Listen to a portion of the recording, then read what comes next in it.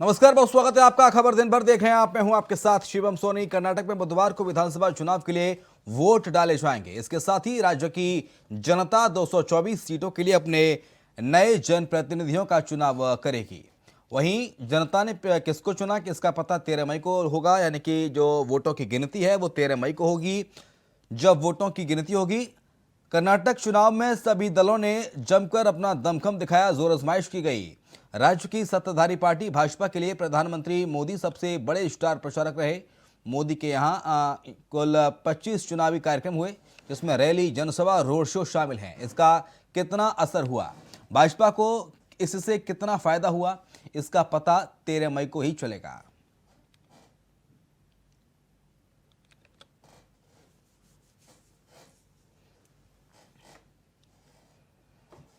UP में निकाय चुनाव के पहले चरण में कम वोटिंग से किसको नुकसान हो रहा है और किसको फायदा, कब है दूसरे चरण का मतदान, रिपोर्ट देखिए। तो निकाय के चुनाव के दूसरे चरण के मतदान की तैयारी है, मगर कहानी में ट्वीट आ गया। ऐसा ट्वीट कि जिसे सुलझाने में बड़े बड़े दिग्गज दिन रात एक कर रहे हैं। अब आप कहेंगे सलाह है क्या, तो चलिए आप वो भी समझ लीजिए कि चुनाव के बीच ऐसी कौन सी टेंशन है जो बीजेपी दिग्गजों की रात की नींद उड़ाई है। दरअसल मसला कुछ हो और नहीं, बल्कि पहले चरण में हुई कम वोटिंग से जुड़ा है जी। पहले चरण में प्रदेश के 9 मंडल में 37 जिलों में औसतन 52% मतदान हुआ, जबकि पिछले निकाय चुनाव में इन जिलों में 55.76% वोट पड़े थे। प्रथम चरण में 10 नगर निगम में तो और भी कम वोटिंग हुई। सहारनपुर और फिरोजाबाद को छोड़कर किसी भी नगर निगम में मतदान का आंकड़ा 50% तक नहीं पहुंचा। लखनऊ के साथ साथ 5 नगर निगमों में तो 40% से भी कम वोट पड़े। ऐसे में अखिलेश की सपा हो या फिर योगी वाली बीजेपी इस थ्योरी की सुलझाने में लगे हैं कि कम वोटिंग का सियासी संदेश है क्या। अब बीजेपी को उम्मीद है कि दूसरे चरण में आवाम बम्पर वोटिंग कर पहले चरण की कसर को पूरा कर देगी। वह योगी बिना टेंशन के फुल फॉर्म में गाजियाबाद से गाजीपुर तक चुनाव प्रचार में जुटे हुए हैं। आपने समाजवादी पार्टी के अध्यक्ष का भी बयान पढ़ा होगा। उनका बयान भी ये व्यक्त कहता है, वो कहते हैं नगर निकाय चुनाव में हमारी रुचि इसलिए नहीं है क्योंकि ये तो कूड़ा उठाने का चुनाव है। यानी कूड़ा उठाना उनको ये लगता है जैसे उनकी प्रतिष्ठा की विपरीत है। एक व्यक्ति जो उत्तर प्रदेश जैसे राज्य का मुख्यमंत्री रहा हो, उनके द्वारा इस प्रकार के हल्के शब्दों का इस्तेमाल करना, और भाइयों बहनों वह तब जब उत्तर प्रदेश के अंदर 6 करोड़ लोग नगरीय जीवन में निवास करते हैं, नगरीय क्षेत्रों में निवास करते हैं। ये इन 6 करोड़ लोगों का अपमान है, इन मतदाताओं का अपमान करने का प्रयास हो रहा है। ये कूड़ा नहीं, ये सपा बसपा के कचड़े को साफ करने का चुनाव है, उनकी गंदगी को सफाई करने का, उनकी अराजकता और उनकी अवसरवादिता को साफ करने का चुनाव है। भारत की आस्था के साथ कैसे खिलवाड़ उनके द्वारा किया जाता है, ये किसी से छुपावा नहीं है। रामायण जैसा पवित्र ग्रंथ के बारे में उनकी टिप्पणियां क्या होती हैं, उनके कारनामे क्या होते हैं, ये किसी से छुपावा नहीं है। और इसीलिए मैं एक बार फिर से कानपुर के पास आया हूं, कानपुर नगरवासियों के पास आया हूं कि अपने इस मेट्रो सिटी को फिर से बुनियादी सुविधाओं को और बेहतर करने के लिए डबल इंजन सरकार के साथ एक ट्रिपल इंजन के रूप में भी नगर निगम का बोर्ड बनना चाहिए। भाइयों बहनों, जब मार्च 2017 में डबल इंजन की भारतीय जनता पार्टी की सरकार प्रदेश में आई, आज सीसामऊ जो सिवर 14 करोड़ लीटर सिवर प्रतिदिन जिस सीसामऊ नाले से गिरता था, आज वहां पर एक बूंद भी मां गंगा में सिवर नहीं गिरता है, बल्कि सिवर का जो पॉइंट था वह सेल्फी पॉइंट में बदल करके मां गंगा को फिर से पुनर्जीवन देने का काम कानपुर के अंदर किया गया है। वैसे भी निकाय चुनाव मुद्दा विहीन होता दिखने लगा है। आवाम की समस्याओं पर ना तो प्रत्याशी बात करने को तैयार हैं और ना ही जनता समस्याओं की तरह प्रत्याशियों का ध्यान आकर्षित कर रही है। मुद्दा विहीन हो रहे चुनाव का नतीजा आने के बाद नायक कौन होगा, ये बात भविष्य के गर्भ में है। 11 मई को होने वाले दूसरे चरण के मतदान को लेकर बीजेपी और सपा रण में पूरी मेहनत तो कर रही है, मगर 13 तारीख को ही पता चलेगा कि जनता ने किसको अपना प्यार लुटाती है। पर हकीकत ये भी है कि एक तरफ जहां मुद्दा अकाल का है, तो वहीं दूसरी तरफ विपक्ष की धीमी चाल है। तो क्या निकाय के रण में मुद्दों की कमी ने वोटिंग के समीकरण को सुस्त किया है, या फिर कहानी कुछ और है? Bureau report, India voice, Lucknow. उधर झारखंड में भी द केरला स्टोरी को टैक्स फ्री करने की मांग उठी है। बात यहां तक होती तो भी ठीक था, मगर नेता प्रतिपक्ष बाबूलाल मरांडी ने ट्वीट में जो दावा किया है, उसने तो झारखंड में नए बवाल की तरफ संकेत दिए हैं। रिपोर्ट देखिए। देश में इस वक्त एक फिल्म पर घमासान जारी है। नाम है द केरला स्टोरी, जिसका जिक्र देश के मुखिया प्रधानमंत्री नरेंद्र मोदी ने अपने बयानों में किया था। आतंकी साजिश पर बनी फिल्म केरला स्टोरी, ये केरला स्टोरी की इन दिनों काफी चर्चा है।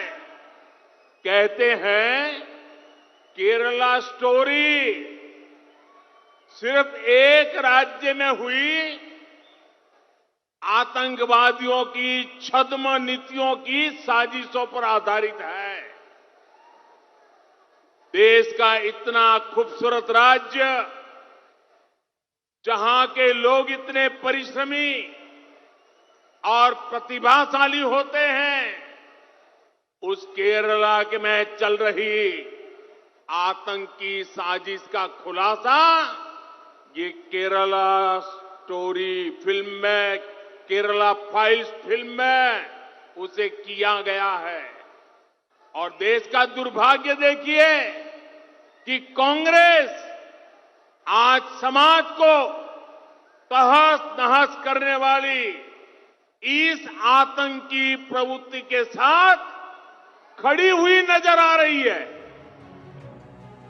पीएम के बयान के बाद कुछ राज्यों ने, जहां कुछ गैर बीजेपी शासित राज्यों ने इस फिल्म पर बैन कर दिया, तो वहीं बीजेपी शासित राज्यों में इस फिल्म को टैक्स फ्री कर दिया गया है, जिसमें मध्य प्रदेश और यूपी शामिल है।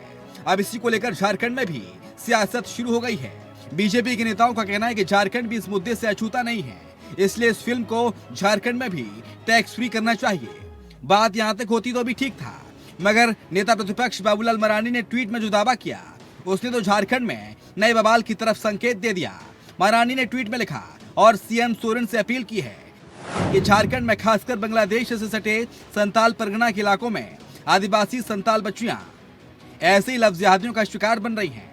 मुख्यमंत्री हेमंत सोरेन को अपने आदिवासी संताल समाज की बच्चियों में जागरूकता लाने और संतालों की जमीन छीनने, इनका अस्तित्व समाप्त कराने के लिए काम करने वाले ऐसी शक्तियों से बचाने के लिए जागरूकता फैलाने वाली इस द केरला स्टोरी फिल्म को न सिर्फ टैक्स फ्री करें, बल्कि सरकारी स्तर पर बांग्लादेश से प्रभावित संताल परगना से सुदूर गांव तक जगह जगह इस फिल्म को दिखलाने का इंतजाम करवाएं। हालांकि एक तरफ जहां बीजेपी इससे संताल बच्चियों को जागरूकता करने की अपील कर रही है, तो दूसरी तरफ कांग्रेस के जामताड़ा विधायक डॉक्टर इरफान अंसारी ने इस फिल्म को प्रदेश में बैन करने की मांग की है और इसको लेकर बीजेपी पर हमला बोला है। विधायक अंसारी ने सीएम सोरेन को पत्र लिखकर कहा है कि चुनाव से पहले बीजेपी इस तरह की मूवी रिलीज कर लोगों का ध्यान भटकाना चाहती है। बीजेपी जात पात और धर्म को बीच मिलाकर लोगों को बांटना चाहती है।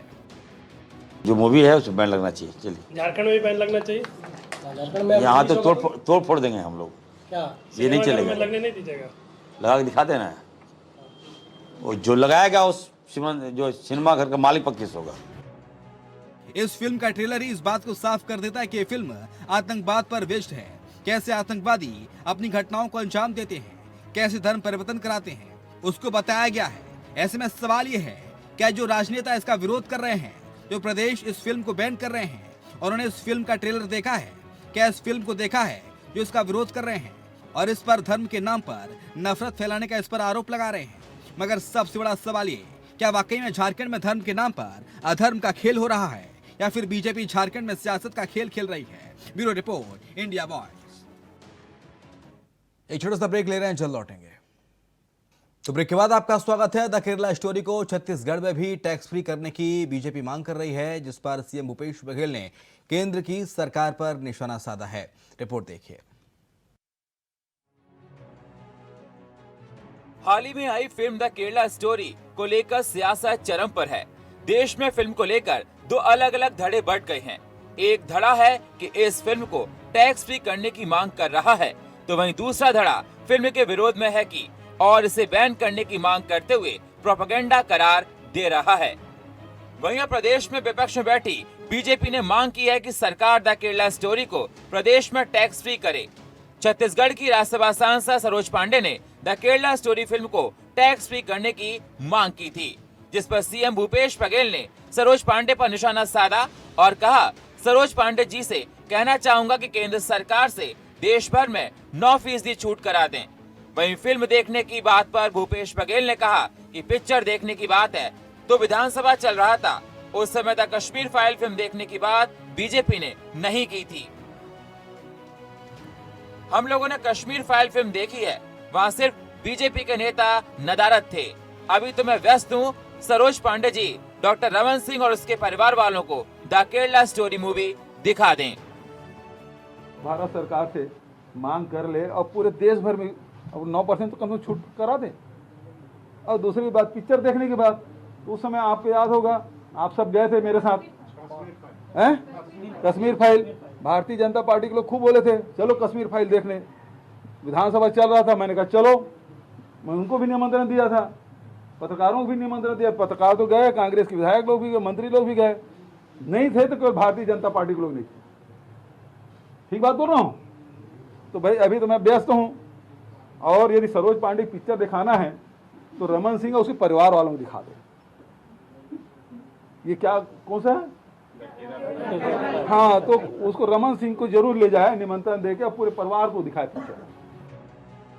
बीजेपी का कहना है केरल स्टोरी में केरल की बेटियों के साथ जो अनाचार अत्याचार हो रहा, केरल की बेटियों को हथियार बनाकर उन्हें धोखा देकर राष्ट्र विरोधी शक्तियां जो उनके साथ कर रही हैं, ये उनको प्रदर्शित करने वाली फिल्म है। मुख्यमंत्री को चाहिए कि फिल्म को गंभीरता से समझें। केरल की बेटियों के साथ जो अनाचार अत्याचार हो रहा है और केरल के बेटियों को हथियार बनाकर उन्हें धोखा देकर राष्ट्र विरोधी शक्तियां जो उनके साथ कर रही हैं, ये उनको प्रदर्शित करने वाली फिल्म है। भूपेश बघेल जी को चाहिए कि इस फिल्म की गंभीरता को समझें। समाज को कोई संदेश देने वाली फिल्म है तो निश्चित रूप से देखना चाहिए सबको। उसमें दिक्कत क्या है? देखिए, ऐसा है, हम लोग जाएंगे, हमारी टीम जाएगी,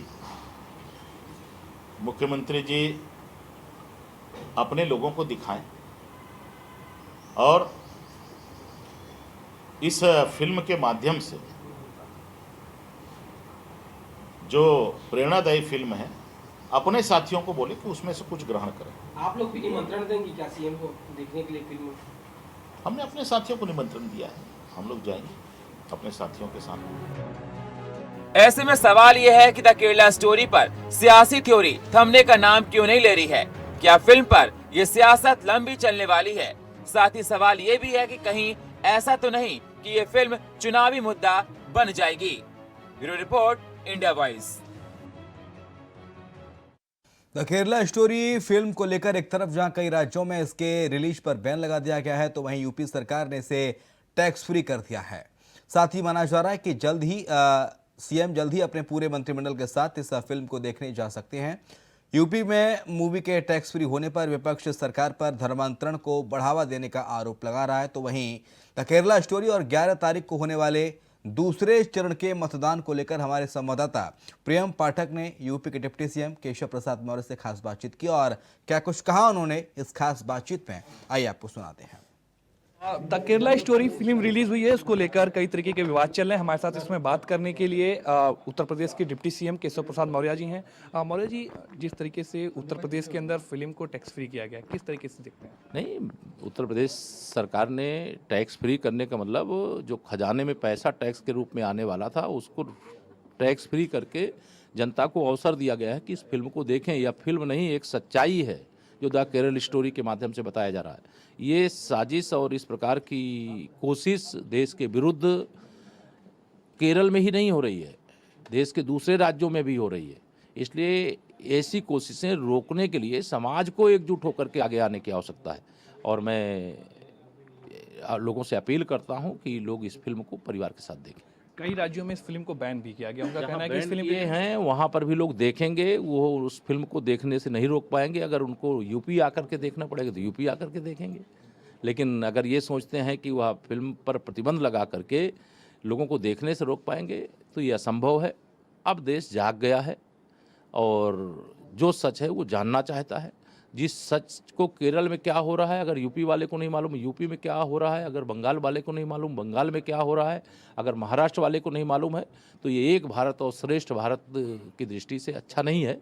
इसलिए इस प्रकार की फिल्मों का फिल्मांकन करने वाले संपूर्ण पात्रों का, निर्माताओं का मैं अभिनंदन देता हूं। आप लोग भी देखेंगे इस मूवी को? हाँ, निश्चित तौर से देखेंगे। एक आखिरी सवाल, 11 तारीख को दूसरे चरण का मतदान होना है, ट्रिपल इंजन का आप लोग की तरफ से दावा किया गया, आपने भी खूब मेहनत करी, किस तरीके का नतीजा देखते हैं? सभी से अपील करते हैं कि जैसे डबल इंजन का सरकार बनाने का काम किए तो आज हिंदुस्तान कमल की तरह खिल रहा है, उत्तर प्रदेश कमल की तरह खिल रहा है, नगर निकाय में भी कमल खिला है तो कमल की तरह नगर निकाय भी खिलेंगे। बहुत बहुत शुक्रिया हमसे बात करने के लिए। तो ये थे डिप्टी सीएम केशव प्रसाद मौर्य, जिनका साफ तौर पर कहना है कि केरल की स्टोरी लोगों के बीच में आनी चाहिए। अगर उसको कुछ जगह पे बैन किया जाएगा तो उसके बावजूद भी लोग उसको देखेंगे और निकाय चुनाव में जो दूसरे चरण का मतदान 11 तारीख को होना है, जो आने वाले नतीजे हैं वो ट्रिपल इंजन की सरकार को लेकर आएंगे। लखनऊ से प्रियम पाठक, इंडिया वॉइस। उधर देश भर में द केरला स्टोरी को लेकर मचे हंगामे के बीच केंद्रीय मंत्री Smriti Irani film the Kerala story देखने के लिए दिल्ली के एक थिएटर पहुंची। उन्होंने कहा कि बैन कहीं टैक्स फ्री।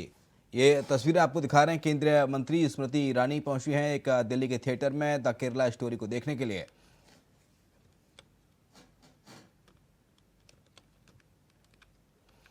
मध्य प्रदेश और उत्तर प्रदेश के बाद अब उत्तराखंड में भी द केरला स्टोरी को टैक्स फ्री करने की तैयारी है। खबर पर ज्यादा अपडेट्स दे रहे हमारे सहयोगी अभय कैंतुरा। मध्य प्रदेश और उत्तर प्रदेश के बाद अब उत्तराखंड राज्य ने भी केरला मूवी को टैक्स फ्री करने का ऐलान यहां पर किया है।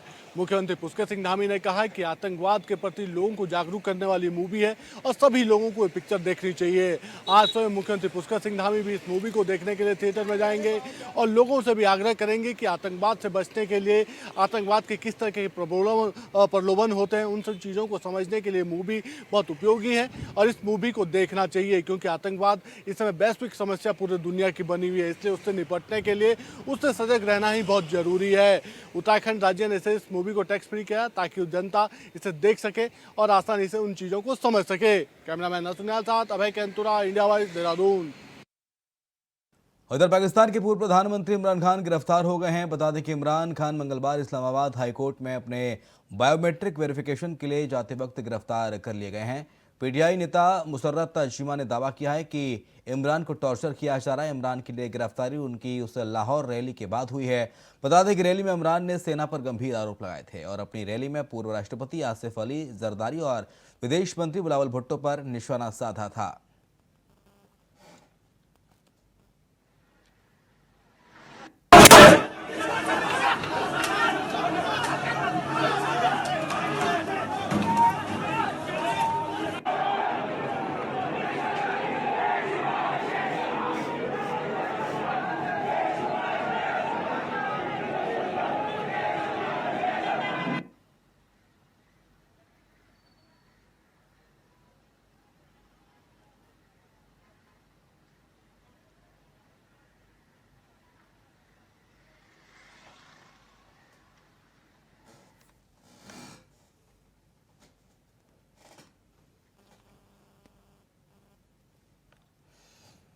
उधर गौतम बुद्ध नगर में पुलिस कमिश्नरेट ने अनिल दुजाना की संपत्ति को जब्त करने की कार्रवाई शुरू कर दी है। बता दें कि 2 करोड़ से ऊपर की संपत्ति अब तक जब्त की जा चुकी है। अनिल दुजाना कुछ दिन पहले एसटीएफ के साथ हुई मुठभेड़ में मारा गया था।